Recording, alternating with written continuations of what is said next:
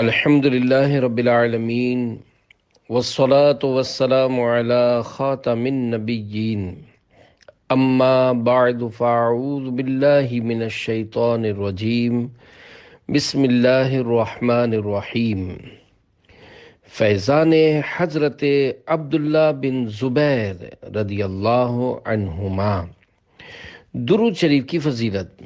فرمان آخری نبی صلی اللہ علیہ وآلہ وسلم: اللہ پاک کی خاطر آپس میں محبت رکھنے والے جب آپس میں ملیں اور ہاتھ ملائیں اور نبی صلی اللہ علیہ وآلہ وسلم پر درود پاک بھیجیں تو ان کے جدا ہونے سے پہلے دونوں کے اگلے پچھلے گناہ بخش دیے جاتے ہیں۔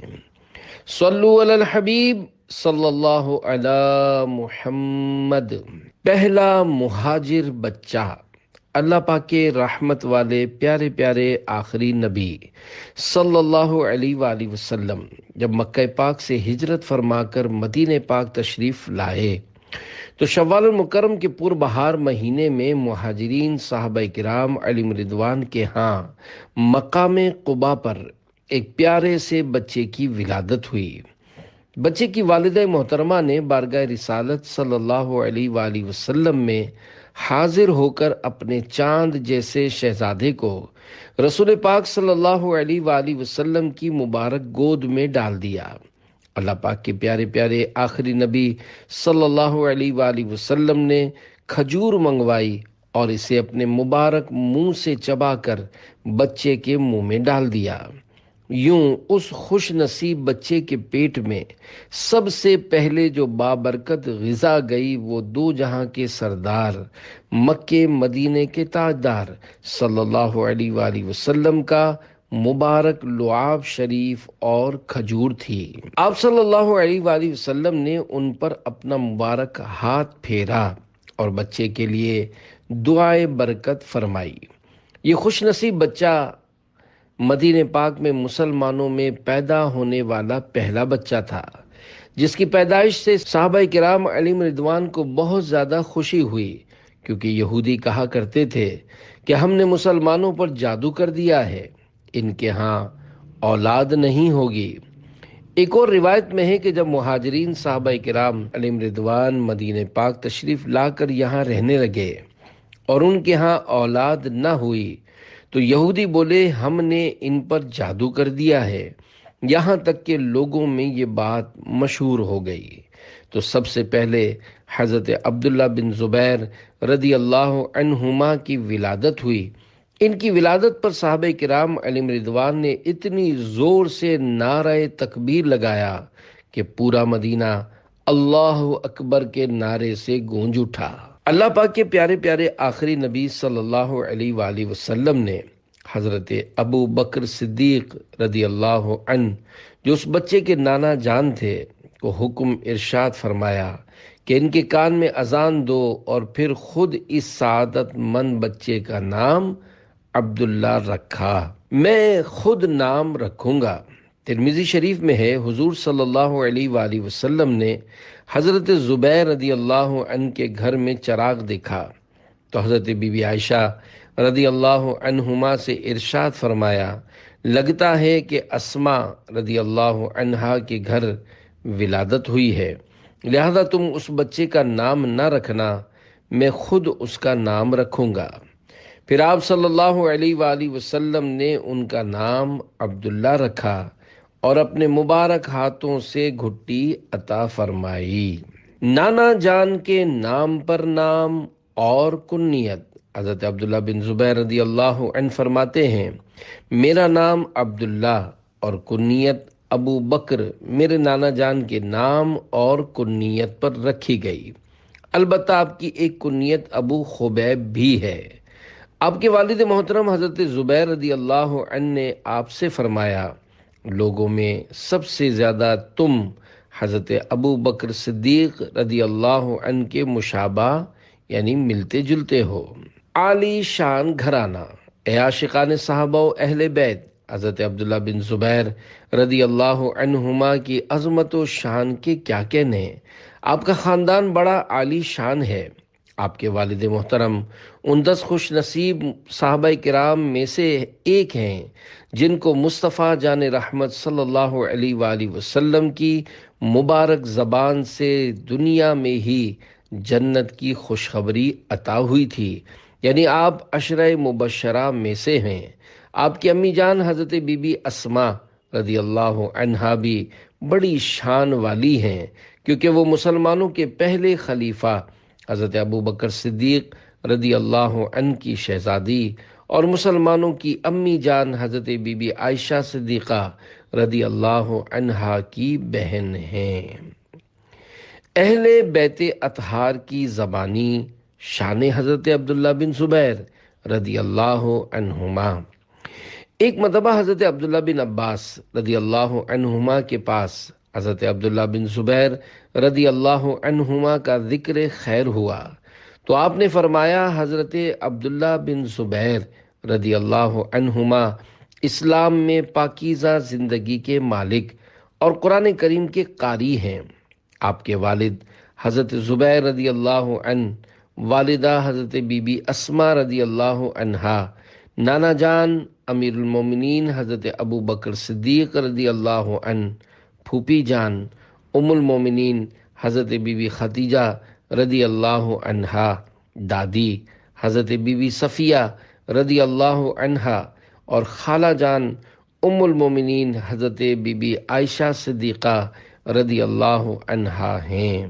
اللہ رب العزت کی ان سب پر رحمت ہو اور ان کے صدقے ہماری بے حساب مغفرت ہو، آمین بجاہ خاتم النبیین صلی اللہ علیہ وآلہ وسلم۔ صلو علی الحبیب صلی اللہ علی محمد۔ خالہ جان کی بھانجے سے کنیت، مسلمانوں کی پیاری پیاری امی جان حضرت بی بی عائشہ صدیقہ طیبہ طاہرہ عابدہ عفیفہ رضی اللہ عنہا کی کنیت ام عبداللہ ہے۔ اس کا سبب یہ ہے کہ آپ نے سرکار دو عالم صلی اللہ علیہ وآلہ وسلم سے کنیت رکھنے کی درخواست کی۔ آپ صلی اللہ علیہ وآلہ وسلم نے ارشاد فرمایا، اپنے بھانجے یعنی عبداللہ بن زبیر رضی اللہ عنہما سے اپنی کنیت رکھ لو۔ ایک اور روایت میں ہے، آپ رضی اللہ عنہا جب اپنی بہن کے ننھے منھے شہزادے حضرت عبداللہ بن زبیر رضی اللہ عنہما کو لے کر بارگاہ رسالت میں حاضر ہوئیں تو نبی کریم صلی اللہ علیہ وآلہ وسلم نے ان کے منہ میں اپنا لعاب شریف ڈال کر فرمایا، یہ عبداللہ ہے اور تم ام عبداللہ۔ اے عاشقان رسول، ان روایت کے علاوہ اور احادیث مبارکہ بھی ہیں جن سے یہ پتہ چلتا ہے کہ صحابہ کرام علیہم رضوان اپنے نو مولود یعنی پیدائشی بچوں کو سب سے پہلے بارگاہ رسالت صلی اللہ علیہ وآلہ وسلم میں حصول برکت کے لیے لاتے، گھٹی دلواتے اور دعائے برکت کی درخواست کرتے تھے، کیونکہ جب اللہ پاک کے پیارے پیارے آخری نبی مکی مدنی محمد عربی صلی اللہ علیہ وآلہ وسلم کی مبارک نظر پڑ جائے گی تو بچے کے سوئے بخت جاگ جائیں گے اور رحمت خداوندی کا نزول ہوتا رہے گا۔ کاش غم خارو غم گسار آقا صلی اللہ علیہ وآلہ وسلم ہم غلاموں پر بھی اپنی نظر عنایت فرما دیں، ہماری سوئی قسمت بھی جگا دیں، ہمارے ویران دلوں پر بھی ایک چشم کرم فرما دیں تو دل سے گناہوں کی ساری کالک دور ہو کر دل عشق نبی سے نور علی نور ہو جائے گا انشاء اللہ الکریم۔ شہنشاہ سخن مولانا حسن رضا خان رحمۃ اللہ علیہ عرض کرتے ہیں، تمہاری ایک نگاہ کرم میں سب کچھ ہے، پڑے ہوئے تو سرے راہ گزار ہم بھی ہیں، نگاہ لطف کے امیدوار ہم بھی ہیں، لیے ہوئے یہ دل بے قرار ہم بھی ہیں، لیے ہوئے یہ دل بے قرار ہم بھی ہیں۔ صلو علی الحبیب صلی اللہ علی محمد۔ نماز میں یکسوئی، صحابی رسول حضرت عبداللہ بن زبیر رضی اللہ عنہما انتہائی خشوع و خضوع کے ساتھ نماز ادا فرمایا کرتے تھے۔ ایک مرتبہ آپ نماز پڑھ رہے تھے کہ قریب ہی آپ کا ننھا منا پیارا سا بچہ موجود تھا۔ اچانک چھت سے ایک سانپ بچے کے قریب گر پڑا۔ لوگوں نے سانپ سانپ کہہ کر شور مچایا اور آخر کار اسے مار دیا۔ اتنا کچھ ہونے کے باوجود آپ رضی اللہ عنہ اسی طرح نماز پڑھتے رہے۔ سبحان اللہ، نماز میں اس قدر خشوع و خضوع آپ ہی کا حصہ ہے۔ آپ رضی اللہ عنہ جب سجدے میں جاتے تو اتنا لمبا سجدہ فرماتے کہ چڑیاں آپ کی پیٹھ مبارک کو ٹوٹی ہوئی دیوار کا حصہ سمجھ کر اس پر بیٹھ جاتی۔ من جنیق پتھر برساتی مگر نماز میں فرق نہ پڑتا۔ حضرت عمر بن عبدالعزیز رحمۃ اللہ علیہ نے حضرت ابن ابو ملیکہ رحمۃ اللہ علیہ سے فرمایا، مجھے حضرت عبداللہ بن زبیر رضی اللہ عنہما کی خوبیاں بیان کرو۔ تو آپ نے عرض کیا، خدا کی قسم میں نے ایسا کوئی جسم نہیں دیکھا جیسا حضرت عبداللہ بن زبیر رضی اللہ عنہما کا جسم تھا۔ ایک دن وہ نماز کے لیے کھڑے ہوئے کہ من جنیق، جو کہ توپ کی طرح ایک آلہ ہوتا تھا جس سے بڑے بڑے پتھر پھینکے جاتے تھے، سے چلا ہوا ایک پتھر ان کی داڑھی اور سینے کے درمیان سے گزرا۔ خدا کی قسم ان کی آنکھوں میں کوئی خوف نہیں تھا، ان کی قرات میں بھی کوئی فرق نہ آیا اور نہ ہی رکوع میں کوئی فرق آیا، جس طرح وہ رکوع کرتے تھے جیسے کوئی لکڑی ہو۔ حضرت عبداللہ بن زبیر رضی اللہ عنہما نماز میں کھڑے ہوتے تو یوں لگتا جیسے کوئی لکڑی ہے، اور آپ کے اس انداز کو دیکھ کر کہا جاتا تھا کہ نماز میں خشوع ایسا ہوتا ہے۔ حضرت عمرو بن دینار رحمۃ اللہ علیہ فرماتے ہیں، میں نے صحابی ابن صحابی حضرت عبداللہ بن زبیر رضی اللہ عنہما سے زیادہ اچھے انداز سے نماز پڑھتے کسی کو نہیں دیکھا۔ اور حضرت عطا رحمۃ اللہ علیہ سے مروی ہے کہ جب حضرت عبداللہ بن زبیر رضی اللہ عنہما نماز پڑھتے تو یوں لگتا کہ وہ ابھری ہوئی کوئی چیز ہے جو حرکت نہیں کر رہی۔ بے مثال سخی نمازی۔ حضرت ابن ابی ملیکہ رحمۃ اللہ علیہ بیان کرتے ہیں کہ حضرت عمر بن عبدالعزیز رحمۃ اللہ علیہ نے مجھ سے فرمایا، تمہارے دل میں حضرت عبداللہ بن زبیر رضی اللہ عنہما کی اتنی زیادہ محبت کی کیا وجہ ہے؟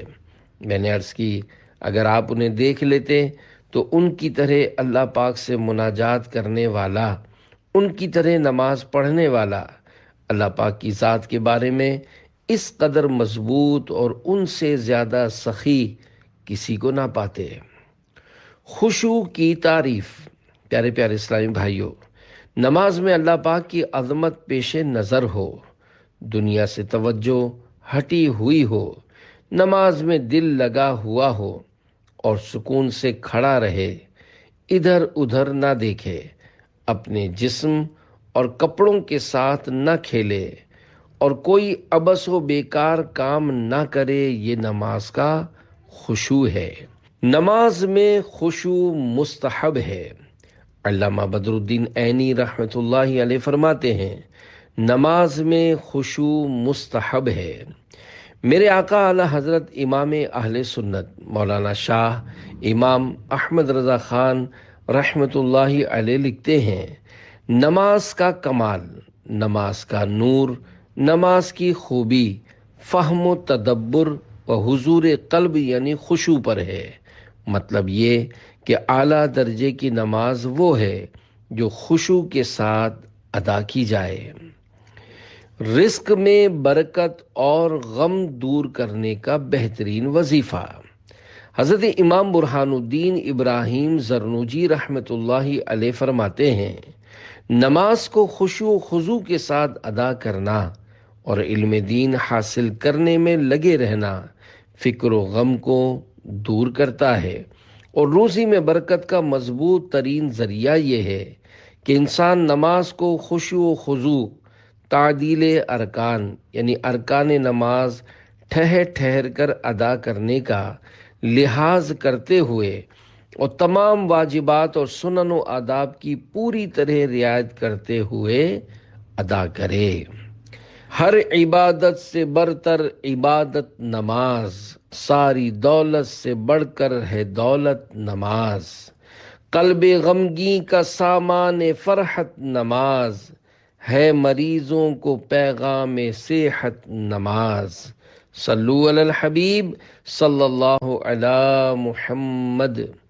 مسجد کا کبوتر، جنتی ابن جنتی، صحابی ابن صحابی، حضرت عبداللہ بن زبیر رضی اللہ عنہما کی عبادات کی بھی کیا ہی بات ہے۔ آپ رضی اللہ عنہ نے راتوں کو 3 حصوں میں تقسیم کیا ہوا تھا۔ ایک رات کھڑے ہو کر عبادت کرتے یہاں تک کہ صبح ہو جاتی، ایک رات رکوع میں گزار دیتے حتیٰ کہ صبح فجر کا وقت ہو جاتا، جبکہ ایک رات حالت سجدہ میں یوں گزارتے کہ صبح ہو جاتی۔ کسی نے آپ کی امی جان حضرت بی بی اسماء رضی اللہ عنہما سے آپ کے متعلق پوچھا تو انہوں نے فرمایا، میرے بیٹے کی اکثر راتیں قیام یعنی عبادت میں جبکہ دن روزے میں کٹتے تھے، اسی وجہ سے انہیں حمام المسجد یعنی مسجد کا کبوتر کہا جانے لگا۔ اے عاشقان صحابہ و اہل بیت، کاش صحابی رسول حضرت عبداللہ بن زبیر رضی اللہ عنہما کی عبادات اور نماز میں خشوع و خضوع کا ہمیں بھی کوئی ذرہ نصیب ہو جائے۔ افسوس، ہمارا عبادت میں دل لگتا ہے نہ تلاوت میں، بس جیسے تیسے نماز پڑھی اور واپس آ گئے۔ ہمیں نماز میں کیسے خشوع اور خضوع ملے کہ ہمارے تو کاروبار کے حساب کتاب اور دیگر مصروفیات کے شیڈول بھی نماز میں بن رہے ہوتے ہیں۔ یقیناً نماز پڑھنے سے پہلے نماز کی تیاری کرنی ہوگی، لہذا حتی المقدور ذہن کو دنیاوی خیالات سے پاک کرنے کی کوشش کرنی چاہیے۔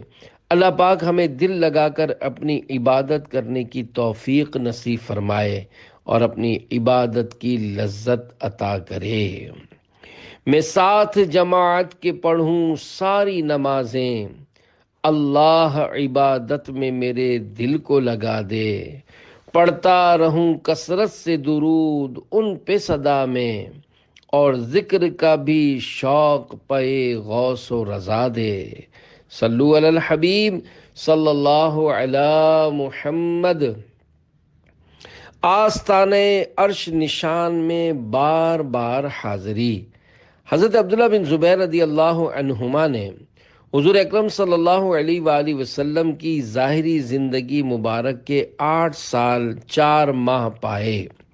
اس دوران آپ بارگاہ رسالت صلی اللہ علیہ وآلہ وسلم میں حاضر ہوتے رہتے تھے، کیونکہ آپ ایک طرح سے حضور صلی اللہ علیہ وآلہ وسلم کی آل پاک میں سے تھے، لہذا آپ اپنی خالہ جان حضرت بی بی عائشہ صدیقہ رضی اللہ عنہما کے گھر میں بکثرت آتے جاتے رہتے تھے۔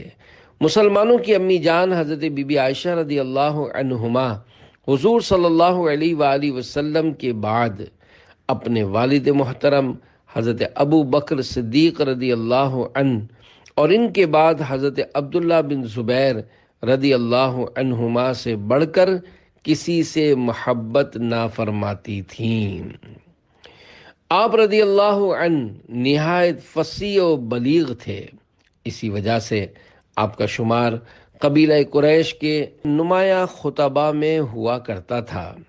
آپ رضی اللہ عنہ کی آواز مبارک گرجدار اور بلند تھی، یہاں تک کہ آپ جب خطبہ ارشاد فرماتے اور آواز پہاڑوں سے ٹکرا کر لوٹتی تو یوں معلوم ہوتا پہاڑ ایک دوسرے سے گفتگو کر رہے ہوں۔ آپ رضی اللہ عنہ داڑھی مبارک میں پیلا خضاب لگاتے تھے، جبکہ زلفیں کانوں سے ڈھلک کر گردن کو چھونے لگ جاتی۔ زلفیں سجا لیجئے پیارے نبی کے پیارے دیوانوں۔ آپ نے دیکھا صحابی رسول حضرت عبداللہ بن زبیر رضی اللہ عنہما نے زلفیں سجائی ہوئی تھیں، کیونکہ زلفیں سجانا ہمارے آقا صلی اللہ علیہ وآلہ وسلم کی بڑی پیاری سنت ہے۔ ہمارے پیارے آقا صلی اللہ علیہ وآلہ وسلم کی مبارک زلفیں کبھی آدھے کان مبارک تک تو کبھی کان مبارک کی لو تک، اور بعض اوقات بڑھ جاتی تو مبارک کندھوں کو چومنے لگتی۔ ہمیں چاہیے کہ موقع با موقع تینوں سنتیں ادا کریں، یعنی کبھی آدھے کان تک، کبھی پورے کان تک، تو کبھی کندھوں تک زلفیں رکھیں۔ کندھوں کو چھونے کی حد تک زلفیں بڑھانے والی سنت کی ادائیگی عموماً نفس پر زیادہ بھاری ہوتی ہے، مگر زندگی میں ایک آدھ بار تو ہر ایک کو یہ سنت ادا کر لینی چاہیے۔ البتہ یہ خیال رکھنا ضروری ہے کہ بال کندھوں سے نیچے نہ ہونے پائیں۔ پانی سے اچھی طرح بھیگ جانے کے بعد زلفوں کی لمبائی خوب نمایاں ہو جاتی ہے، لہذا جن دنوں بڑھائیں ان دنوں غسل کے بعد کنگھی کر کے غور سے دیکھ لیا کریں کہ بال کہیں کندھوں سے نیچے تو نہیں جا رہے۔ فلمی اداکاروں کی نقالی کرنے کے بجائے ہمیں اللہ پاک کے پیارے پیارے آخری نبی صلی اللہ علیہ وآلہ وسلم کی پیاری پیاری سنتوں پر عمل کرنا چاہیے، کیونکہ سنت میں ہی عظمت و نجات ہے۔ سنتوں سے بھائی رشتہ جوڑ تو، نت نئے فیشن سے منہ کو موڑ تو۔ صلو علی الحبیب صلی اللہ علی محمد۔ کعبہ مشرفہ کا طواف کرنے والی جن عورتیں۔ حضرت عبداللہ بن زبیر رضی اللہ عنہما فرماتے ہیں کہ میں ایک رات حرم شریف میں داخل ہوا تو دیکھا کہ چند عورتیں بیت اللہ شریف کا طواف کر رہی ہیں۔ انہوں نے مجھے تعجب و حیرانی میں ڈال دیا، کیونکہ وہ عام عورتوں کی طرح نہیں تھیں۔ جب وہ عورتیں طواف سے فارغ ہوئیں تو باہر نکل گئیں۔ میں نے دل میں کہا کہ میں ان کے پیچھے جاؤں تاکہ میں ان کے گھر دیکھ لوں۔ وہ چلتی رہیں یہاں تک کہ ایک دشوار گزار گھاٹی میں پہنچی، پھر اس گھاٹی پر چڑھ گئیں۔ میں بھی ان کے پیچھے پیچھے اس پر چڑھ گیا، پھر وہ اس سے اتریں تو میں بھی نیچے اتر گیا۔ پھر وہ ایک ویران جنگل میں داخل ہوئیں تو میں بھی ان کے پیچھے داخل ہو گیا۔ کیا دیکھتا ہوں کہ وہاں کچھ بڑی عمر کے لوگ بیٹھے ہوئے ہیں۔ انہوں نے مجھ سے پوچھا، اے ابن زبیر رضی اللہ عنہ، آپ یہاں کیسے آ گئے؟ میں نے جواب دینے کے بجائے ان سے سوال کر دیا، آپ لوگ کون ہیں؟ انہوں نے کہا، ہم جنات ہیں۔ میں نے کہا، میں نے چند عورتوں کو بیت اللہ شریف کا طواف کرتے دیکھا تو انہوں نے مجھے تعجب میں ڈال دیا، یعنی وہ مجھے انسان کے سوا کوئی اور مخلوق معلوم ہوئیں۔ چنانچہ میں ان کے پیچھے چل پڑا یہاں تک کہ اس جگہ پہنچ گیا۔ انہوں نے کہا، یہ ہماری عورتیں یعنی جنات میں سے تھیں۔ اے ابن زبیر رضی اللہ عنہ، آپ کیا پسند کریں گے؟ میں نے کہا، پکی ہوئی تازہ کھجوریں کھانے کو دل چاہ رہا ہے۔ حالانکہ اس وقت مکہ پاک میں تازہ کھجور کا کہیں نام و نشان نہ تھا، لیکن وہ میرے پاس پکی ہوئی تازہ کھجور لے آئے۔ جب میں کھا چکا تو انہوں نے مجھ سے کہا، جو باقی بچ گئی ہیں ان کو آپ اپنے ساتھ لے جائیں۔ حضرت عبداللہ بن زبیر رضی اللہ عنہما فرماتے ہیں کہ میں نے وہ بچی ہوئی کھجوریں اٹھائیں اور گھر واپس آ گیا۔ صلو علی الحبیب صلی اللہ علی محمد۔ پیارے پیارے اسلامی بھائیوں، حضرت عبداللہ بن زبیر رضی اللہ عنہما کا شمار بڑے بہادر اور طاقتور صحابہ کرام علیہم رضوان میں سے ہوتا ہے۔ جیسا کہ ابھی آپ نے جنات سے ملاقات کا واقعہ پڑھا کہ آپ رضی اللہ عنہ ان جنات سے بالکل نہیں ڈرے، اسی طرح آپ نے ایک ایسے بادشاہ کو قتل کیا جس کا گمان یہ تھا کہ وہ اپنے زمانے کا سب سے بڑا بہادر ہے، وہ شیر ہیں۔ حضرت ابن ابی ملیکہ رحمۃ اللہ علیہ فرماتے ہیں، حضرت عبداللہ بن زبیر رضی اللہ عنہما مسلسل 7 دن تک روزہ رکھتے، اس کے باوجود 7ویں دن ہم سے زیادہ طاقتور ہوتے گویا وہ شیر ہیں۔ 100 زبانوں میں گفتگو۔ حضرت عمر بن قیس رحمت اللہ علیہ سے روایت ہے کہ حضرت عبداللہ بن زبیر رضی اللہ عنہما کے 100 غلام تھے۔ ہر غلام مختلف زبان میں بات کرتا تھا اور آپ بھی ہر غلام سے اسی کی زبان میں گفتگو فرماتے تھے۔ حج کا خطبہ۔ محمد بن عبداللہ رحمۃ اللہ علیہ بیان کرتے ہیں، حضرت عبداللہ بن زبیر رضی اللہ عنہما نے حج کے موقع پر خطبہ ارشاد فرمایا۔ میں بھی اس خطبے میں موجود تھا۔ آپ رضی اللہ عنہ 8 ذوالحجہ سے ایک دن پہلے احرام کی حالت میں ہمارے پاس تشریف لائے اور اتنے خوبصورت انداز میں تلبیہ لبیک اللہم لبیک لبیک لا شریک لک لبیک ان الحمد والنعمت لک والملک لا شریک لک پڑھا کہ میں نے اس جیسا تلبیہ کبھی نہیں سنا تھا۔ پھر آپ نے اللہ پاک کی حمد و ثنا یعنی تعریف بیان کی اور فرمایا، بے شک تم لوگ مختلف مقامات سے وفود یعنی گروپس کی حالت میں بیت اللہ کی طرف آئے ہو۔ اللہ پاک کے ذمہ کرم پر ہے کہ وہ اپنے وفود کا اکرام کرے، لہذا جو اللہ پاک سے خیر و بھلائی طلب کرنے آیا ہے تو وہ جان لے کہ اللہ پاک کا طالب نامراد نہیں لوٹتا۔ تم اپنے اقوال کی افعال سے تصدیق کرو، کیونکہ قول کا اصل سر چشمہ فعل اور نیت ہے، دل کی نیت ہی کافی ہے، لہذا تم جو کہتے ہو اس پر عمل بھی کرو، کیونکہ عمل اور نیت ہی اصل بات ہے۔ تم ان دنوں یعنی حج کے دنوں میں اللہ پاک کا خوب ذکر کرو کہ ان دنوں میں گناہ بخشے جاتے ہیں۔ تم لوگ مختلف مقامات سے آئے ہو اور تمہارے آنے کا مقصد تجارت یعنی بزنس کرنا، مال کمانا یا دنیا حاصل کرنا نہیں ہے۔ پھر آپ رضی اللہ عنہ نے تلبیہ پڑھا تو لوگوں نے بھی آپ کے ساتھ تلبیہ پڑھا، اور میں نے حضرت عبداللہ بن زبیر رضی اللہ عنہما کو اس دن سے زیادہ کسی دن روتے نہیں دیکھا۔ یا الہی حج کروں تیری رضا کے واسطے، کر قبول اس کو محمد مصطفیٰ کے واسطے۔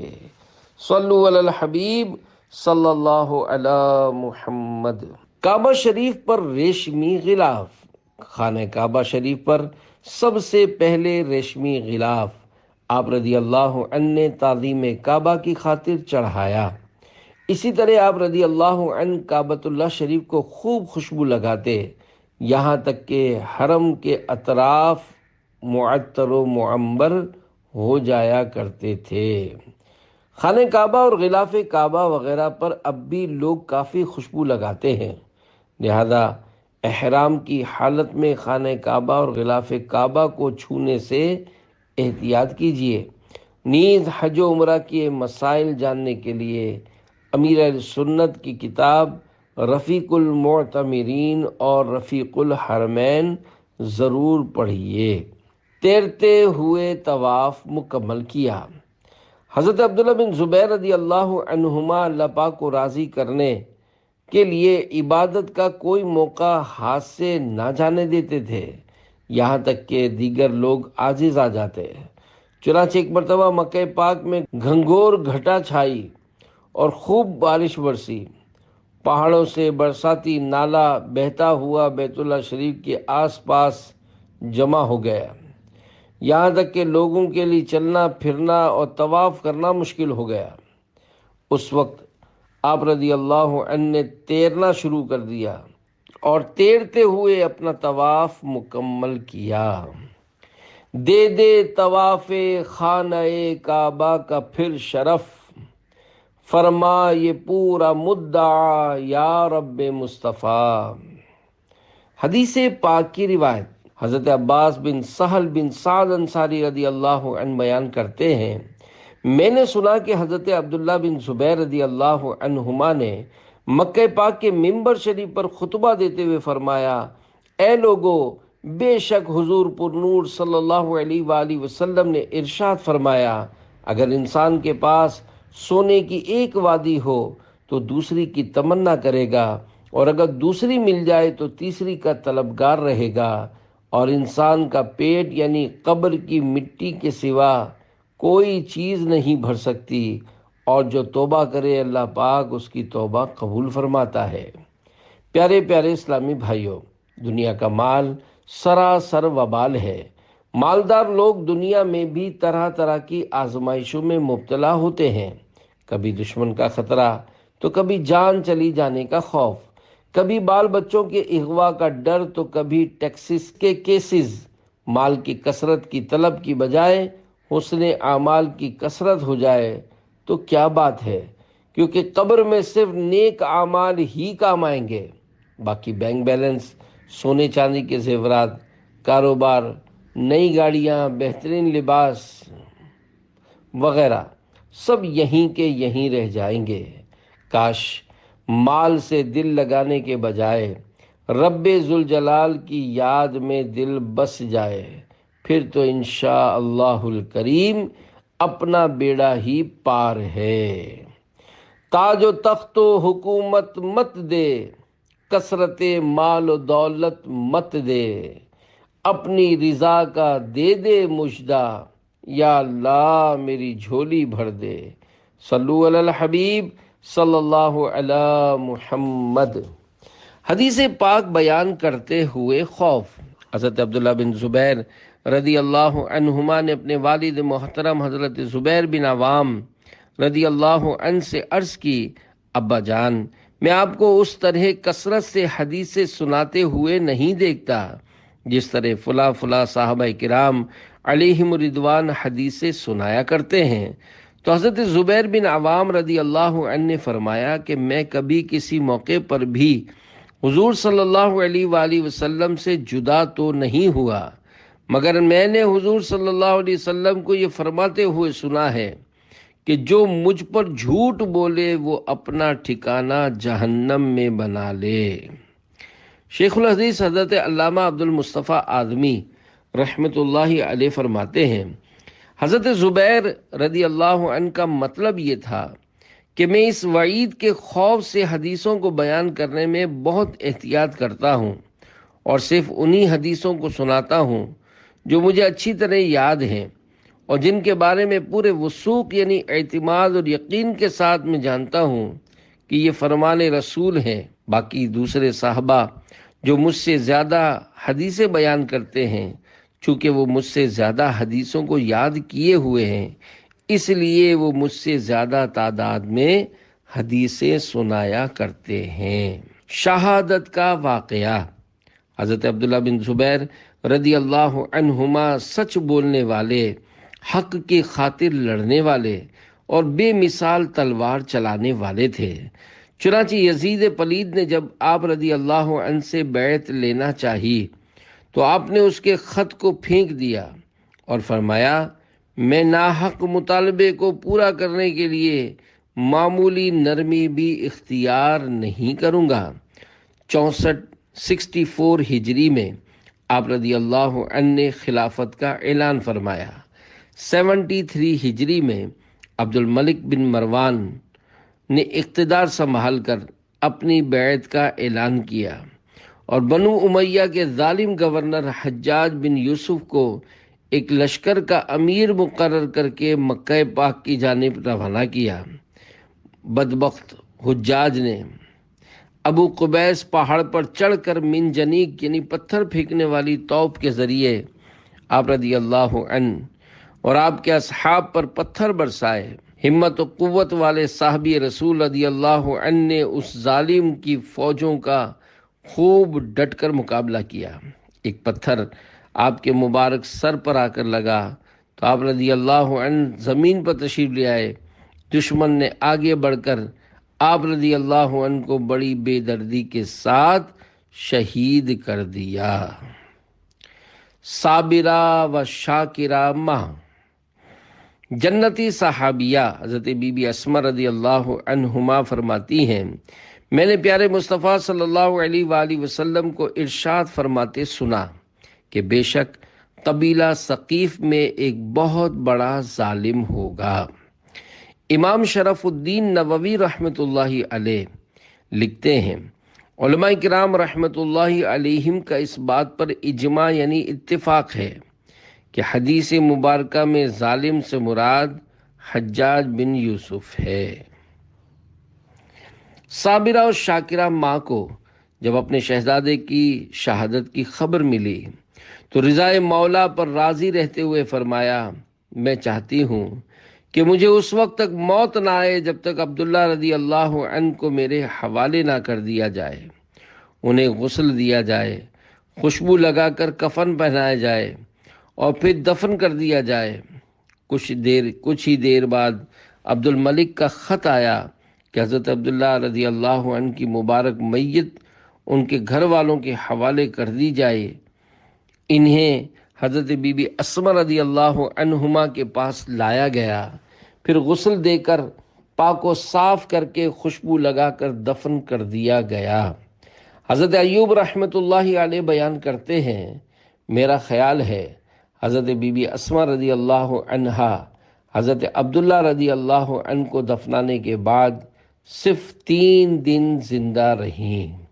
ایک قول کے مطابق مکہ پاک کے قبرستان میں ماں بیٹے دونوں کی مبارک قبریں ایک دوسرے کے برابر بنی ہوئی ہیں۔ اللہ رب العزت کی ان پر رحمت ہو اور ان کے صدقے ہماری بے حساب مغفرت ہو، آمین بجاہ خاتم النبیین صلی اللہ علیہ وآلہ وسلم۔ صحابہ کا گدا ہوں اور اہل بیت کا خادم، یہ سب ہے آپ ہی کی تو عنایت یا رسول اللہ۔